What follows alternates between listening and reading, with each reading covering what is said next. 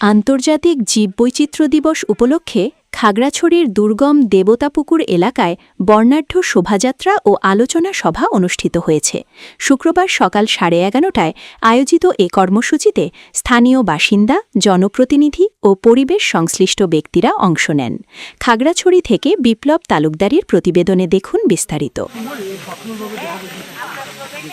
জীববৈচিত্র্য ও প্রতিবেশ সংরক্ষণ ও জনগোষ্ঠীর জীবিকা উন্নয়ন প্রকল্প BERCR এর উদ্যোগে এই অনুষ্ঠানের আয়োজন করা হয়।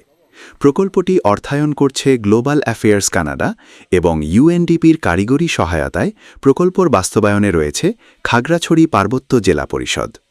জীববৈচিত্র্য সংরক্ষণ দলের সভাপতি প্রশ্নাদেবী ত্রিপুরার সভাপতিত্বে প্রধান অতিথি হিসেবে উপস্থিত ছিলেন স্থানীয় হেডম্যান ক্ষেত্রমোহন রোয়াজা।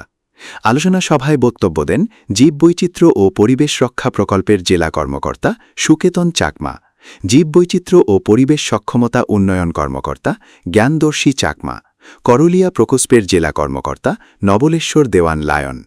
এছাড়াও বিভিন্ন কারবারি, গণ্যমান্য ব্যক্তি এবং স্থানীয় বাসিন্দারা অংশ নেন। সভায় বক্তারা বলেন, পাহাড়ি অঞ্চলের প্রাকৃতিক জলাধার ও জীববৈচিত্র্য রক্ষায় দেবতাপুকুর গুরুত্বপূর্ণ ভূমিকা পালন করছে।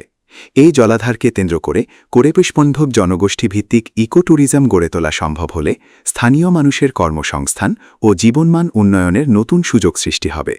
এ সময় এলাকাবাসীর মতামত গ্রহণ করা হয় এবং দেবতাপুকুরের প্রাকৃতিক পরিবেশ সংরক্ষণে সবাইকে সম্মিলিতভাবে কাজ করার আহ্বান জানানো হয়।